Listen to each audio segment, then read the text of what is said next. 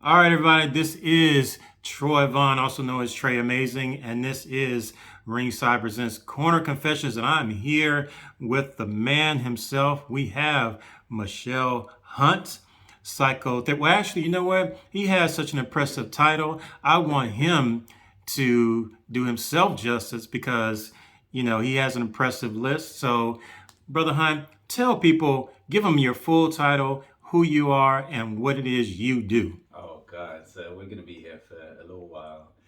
So as Troy said, my name is Machel Hunt. I'm a psychosexual therapist and relationship counselor. I specialize in all things sex and relationships. So I see couples and individuals who have concerns around sexuality, sex, behavioral concerns in relationships. I deal also with people who may have compulsive sexual disorders, compulsive sexual behaviors, things like premature ejaculation, erectile difficulties, pain during intercourse, issues with infidelity, fetishes that may come up in the relationship. And I've been doing this now for about 19 years. I know it doesn't always sound like it when I do it, but when I say that, but yeah, it's been a while, so I have quite a lot of experience, and I've actually experienced this in many different fields. So I've worked in healthcare, I've worked in primary care, I've worked in public health, I've worked in reproductive health, I've worked in the school system, I've worked as a abortion counselor, I've worked as a school counselor, I've done education. I've literally run the whole gamut with my experience within mental health and emotional wellness. Okay. Yeah. And by the tone of your voice, I can tell that you have an accent. Where are you originally from? So I'm actually from London. So Okay. I'm originally from Southwest London. I moved to the States 8 years ago, and moved. I lived in New York for a while, which is my favorite city in America. It's very much like London, so they're very similar. And then I moved to Atlanta, Georgia, 4 years ago. I actually originally moved here for a job, and then last year I decided to just focus on my private practice. So I've been doing it for a Nice. while. Now, something like this, helping people with their sex life, being a psychosexual therapist.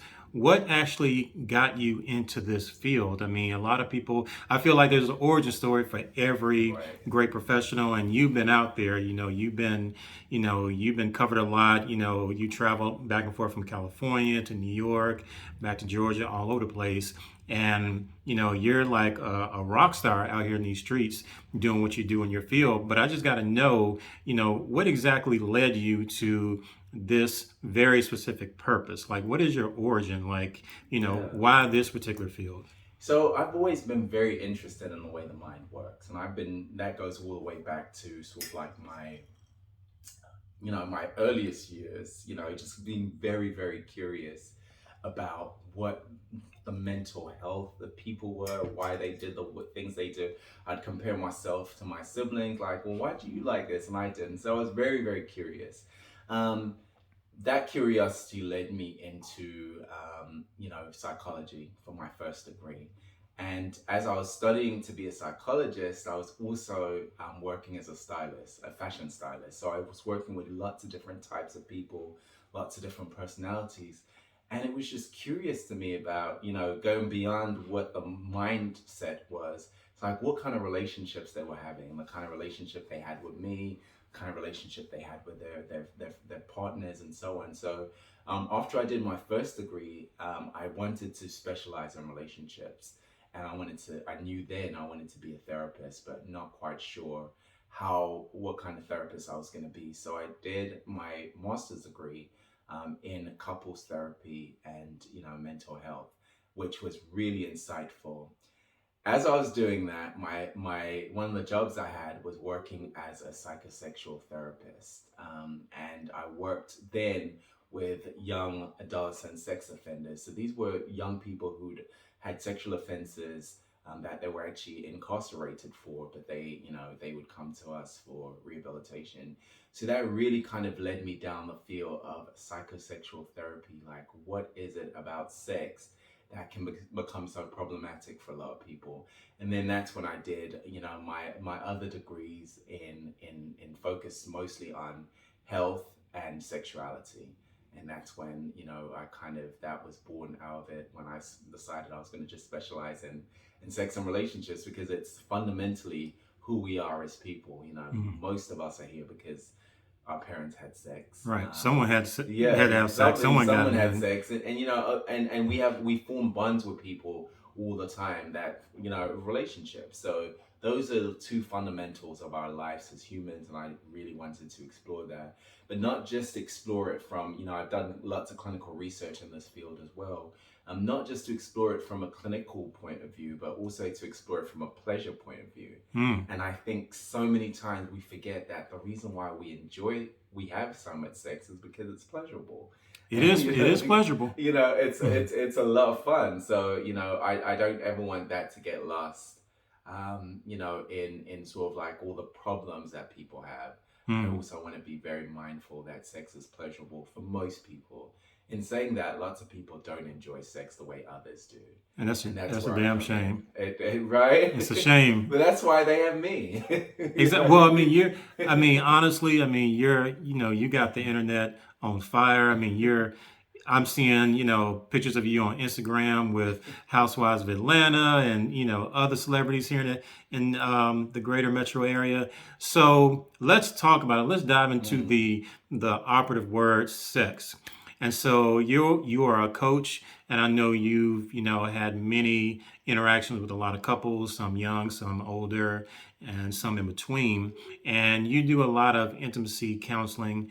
So what are some of the biggest issues that you see with couples? Because I'm divorced. I know what it's like to be married. I know what it's like to go through the honeymoon phase where you're banging like rabbits. You can't keep your hands off one another, and then slowly but surely, what happens to a lot of couples, they turn into the roommates where the sex doesn't happen as frequent and gets to a point where you have to make an appointment to have sex or whatever. So from the couples that you counseled, mm. and you hear a lot of issues, what are some of the things that lead to or kind of stop that, fucking like jackrabbits, and then we're just the old couple? Like, what are some of the things that you hear about from couples Yeah. that So lead to that? So, I mean, I think that was a great example of, how lots of couples are. You go from having one type of sexual expression to that being lowered because you have other responsibilities, whether it's family, friends,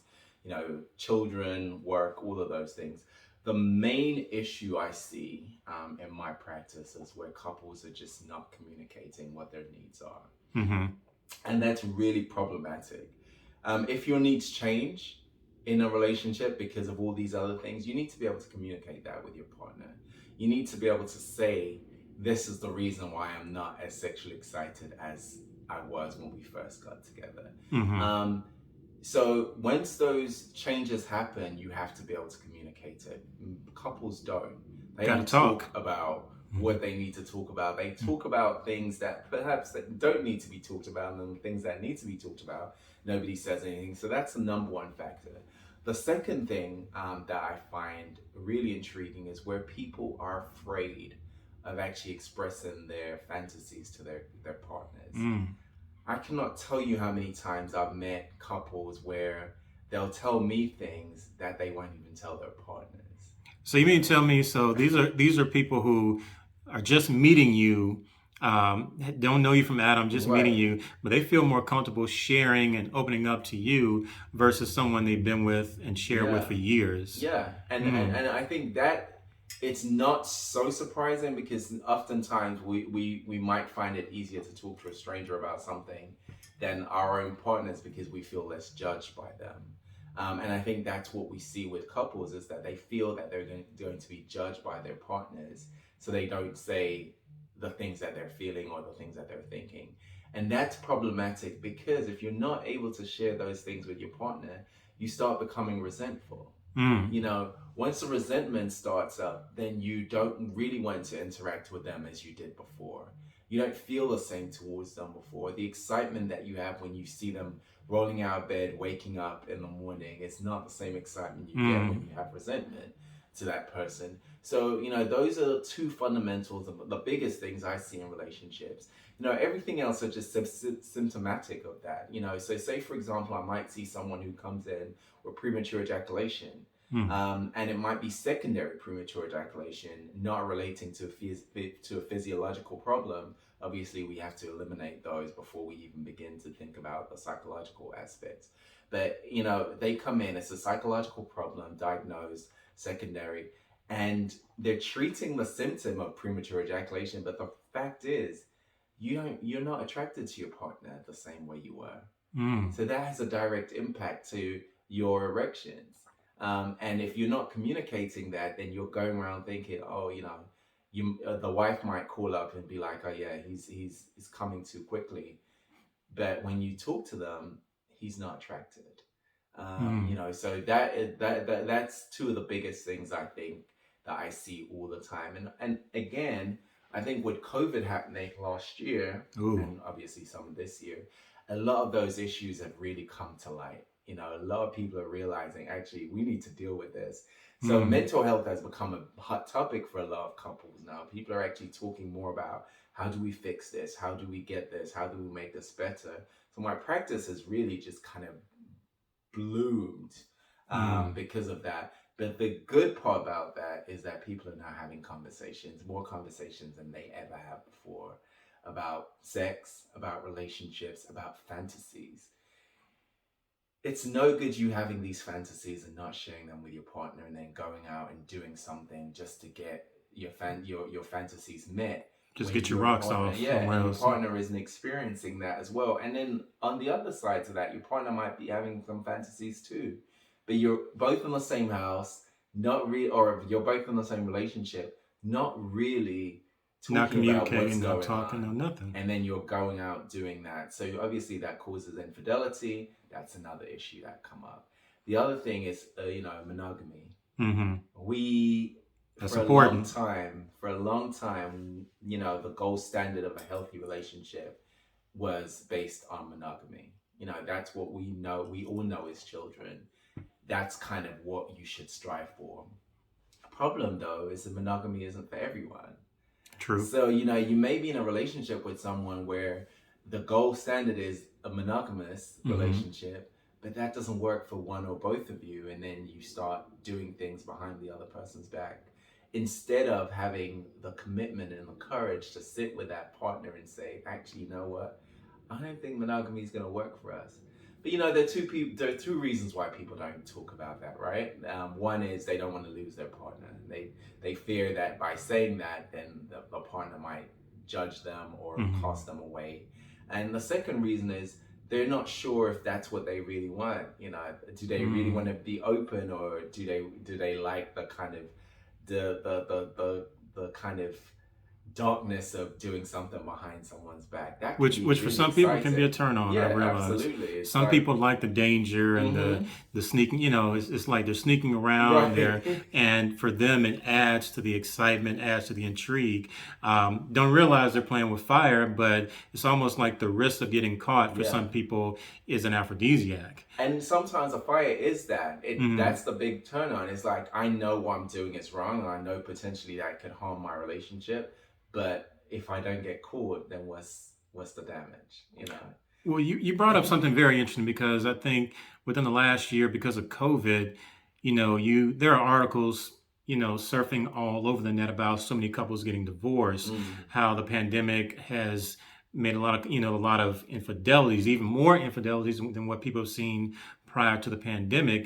People are saying, well, because people are quarantined together, they're staying home together, they're forced to interact with each other and be around each other more, because before COVID, people had that buffer, they had that escape of going to work, and at least like, okay, yeah. for 8 hours, I don't have to see you. I can, I have work to distract me or I have something else to distract me. Right. Now, because of the pandemic, people are like, okay, we have to see each other, and people are kind of forced to kind of confront some of these issues that they've been sweeping under the rug comfortably for Yeah. so long, and now their rug is getting all kind of bumps, and they're like they're tripping over it. Yeah. So I mean, I think that's very interesting that you brought that up because I've seen so many articles. I mean, we posted so many articles about that in the ringside group. It's not Oh, even good. funny. Yeah. It's interesting because we try to avoid confrontations as much as possible, Hmm. particularly in relationships.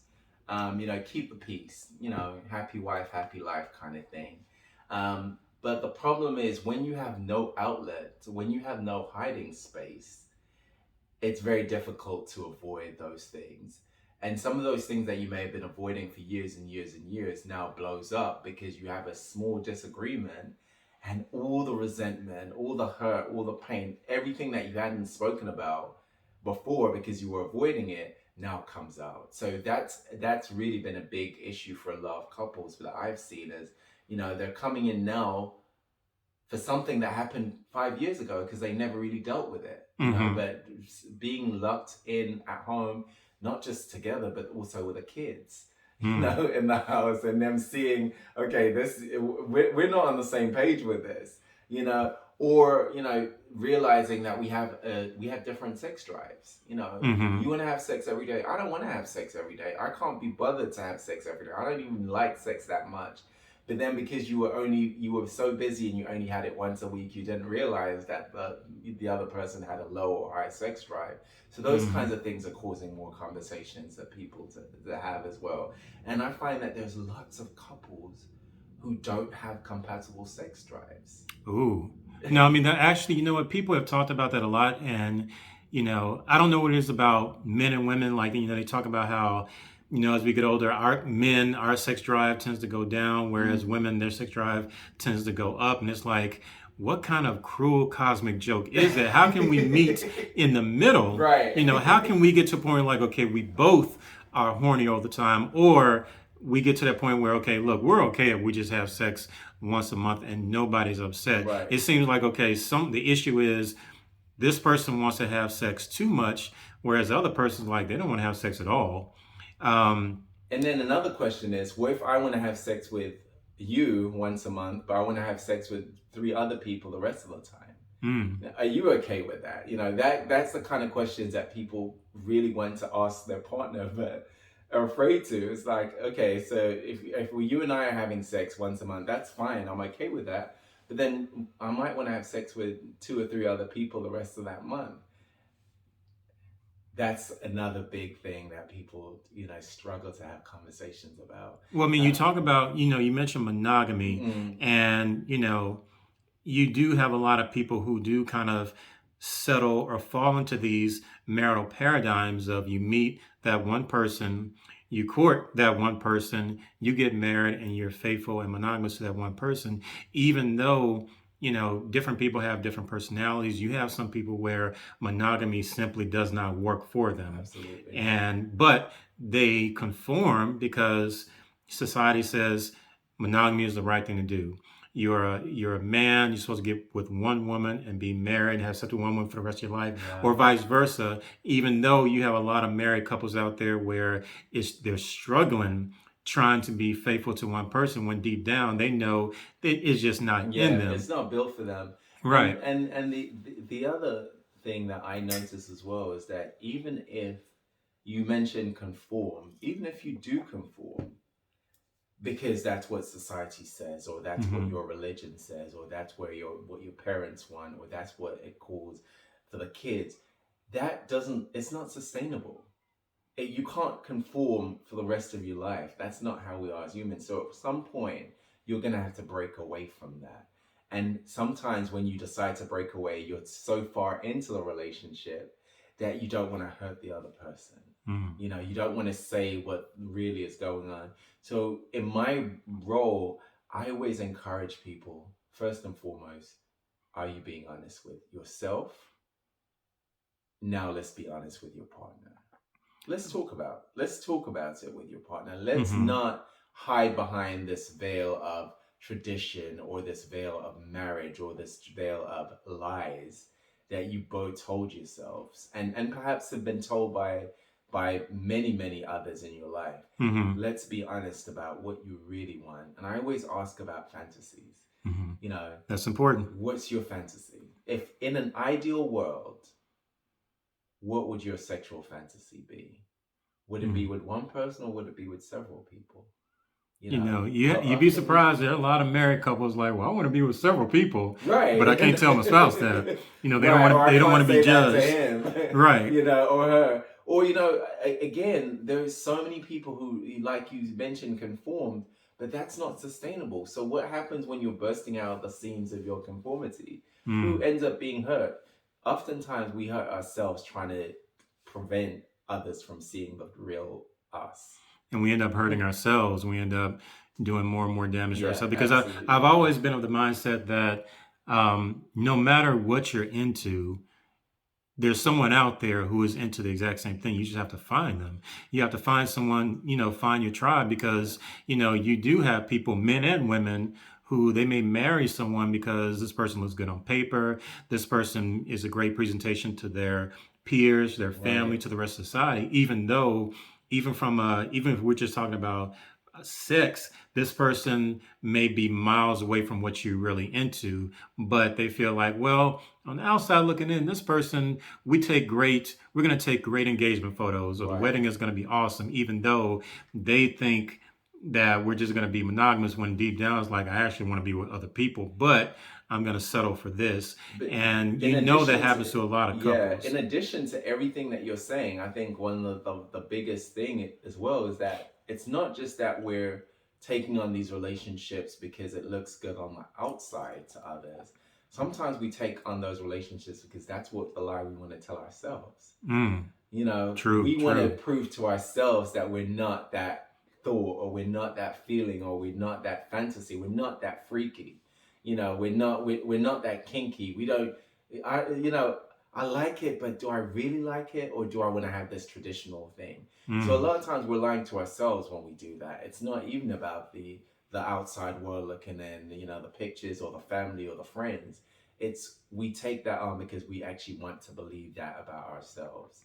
And mm, again, it's not sustainable. So over time, the kind of case that you've enclosed yourself into begins to break, mm. and you have to really kind of be honest about who you really are. And that's why I like to start all my sessions with that, because I think it's incredibly important that you don't lie to yourself when you're in a relationship. And you got to be honest. I mean, that's, it starts with you first. Yeah. The reason why I think this line of these questions are important because this video is going to be, of course, is going to be uploaded to the YouTube channel and to the group. There are a lot of couples who are going to view this who are courting or who are newly engaged, and they're about to embark on this awesome journey of marriage. And of course, I know you've seen newly engaged or newlyweds, and they have stars in their eyes, and they're on cloud nine, and they're Right. just loving each other, completely unaware of the possibility of what could happen as the years go forth. I mean, we talk about, with couples who get older, there's weight gain, there's low libidos, you have family, you have, issues with health, Priorities change. priorities change. As we get older, Yeah.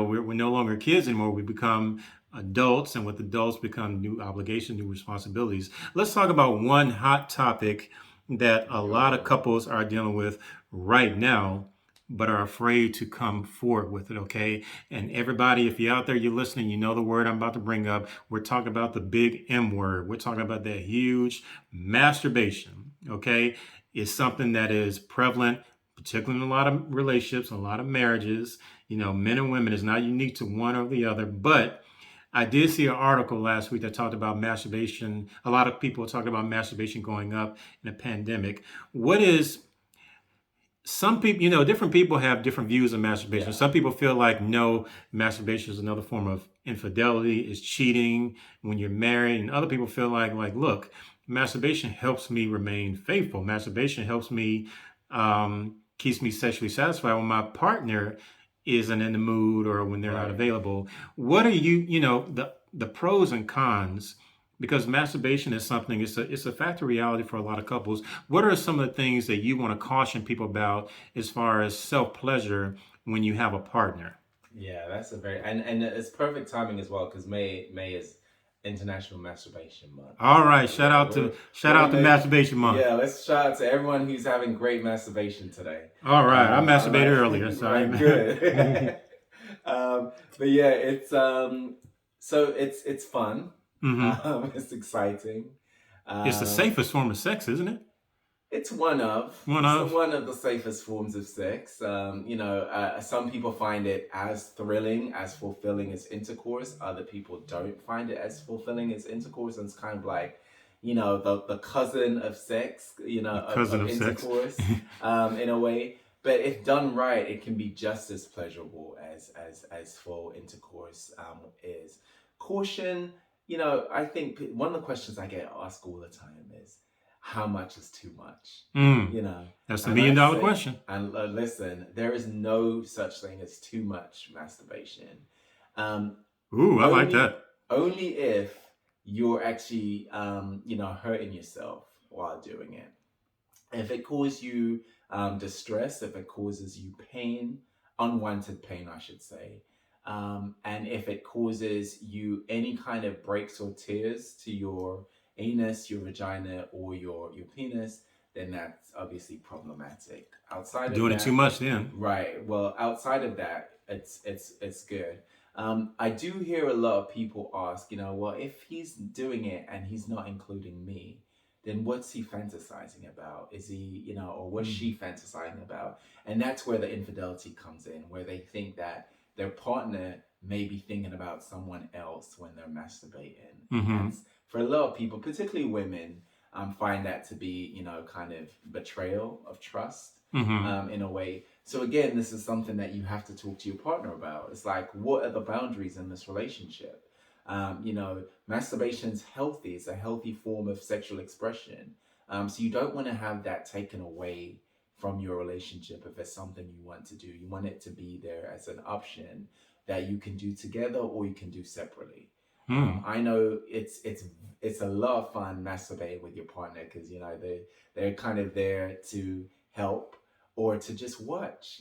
That's something that most other people won't get to see you do is to masturbate. So to have your partner there, that can be quite exciting. It's definitely sexy. Yeah, Yeah. it's really sexy. But Yeah. again, you might just want to. That might just be your personal time. You might just want to do that away from your partner.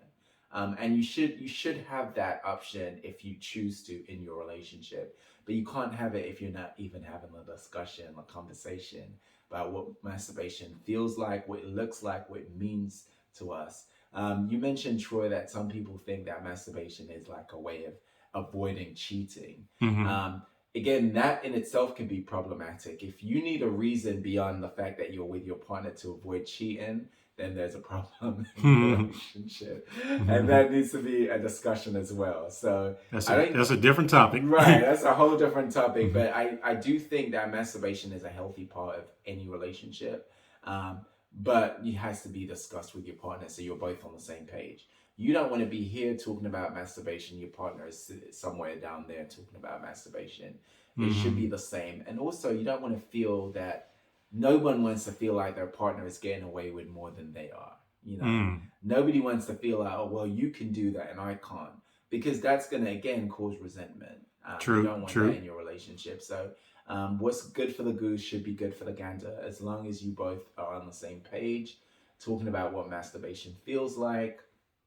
I have a group that I facilitate, which is a masturbation group. And that's where people who are either in relationships or single people come just to masturbate with other people. Ooh, It's nice. yeah, it's very exhilarating. It's fun. It's exciting. It's something that they can do in a safe environment. They're not like going to a park and doing it. It's kind of in a safe space, but if that's something you want to do, you should be able to have access to that. You should be able to talk to your partner if you are in a relationship and say, "This is something. Would you like us to do it together, or do you mind if I do it on my own, or something like that?" So, there's loads of options for masturbating and for doing it fun and exciting. I know also I see a lot of female clients whose only orgasm comes Mm. from masturbation. Yes, You that's know, a she's lot of women have brought that up before yeah, in group. Yeah. yeah, absolutely. So, they don't have orgasms from penetration, from being Mm. penetrated. So they have to masturbate as a way of engaging that and having that orgasm. So that doesn't want you don't want to take that away from someone if that's their only way of having orgasm. Now, I do a lot of sex coaching, and I coach a lot of women and how they can actually increase their orgasm through penetration.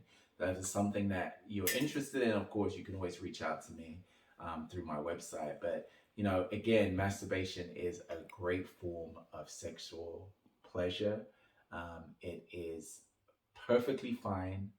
And if you are in a relationship where it feels like masturbation is off limits, then you really need to be having conversations with your partner about why and how you can resolve it. So yeah, All right, yeah, there it is. That's what it's I'm all talking about. good. Like That, I'm here for it. that's how we talk, and it just so happens to be masturbation month. Yeah, Um, absolutely. Every All May. right. Every May, I ain't mad at that. So, really quickly, before we wrap this up, and thank you again. I definitely appreciate you for being an awesome, awesome guest. Can you let everybody know what is your social media, your website? How can they find you? If they want to Oh get in touch yeah, with you and make an appointment, where can they go? absolutely. So I'm on Instagram, relationship and sex doc. I'm on Twitter, the ultimate sex doc. I'm on Facebook, Therapy for You. My website is www.sextherapyforyou.com. And any of those platforms you can actually find me on. I do also have a podcast, and I talk about sex and relationships all day, every day on that podcast. We talk about penis sizes. We talk about what good sex is. We talk about masturbation. We talk about, fetishes and, Ooh, BDSM and consensual non-monogamy and, anal pleasures and all of those things, swapping partners and swinging and, sexuality and identifying different types of sexuality and all of those good stuff. So my podcast is Let's Come Together with the Sex Doc, and that's come as in CUM because we need nice. to do it. So If someone out there actually thought it was COME, then right, they're probably they not for this yeah, they ringside got a lot of podcast. work to do. They not for us. Right, but yeah, but we want to convert you over. So come with us. So it's cool. Let's come together with those sex stuff, and you can get that anywhere you listen to your podcast. So I'd love to hear from you guys. Any of your questions, I'd love to talk to you about and get some answers. So yeah, I'm good.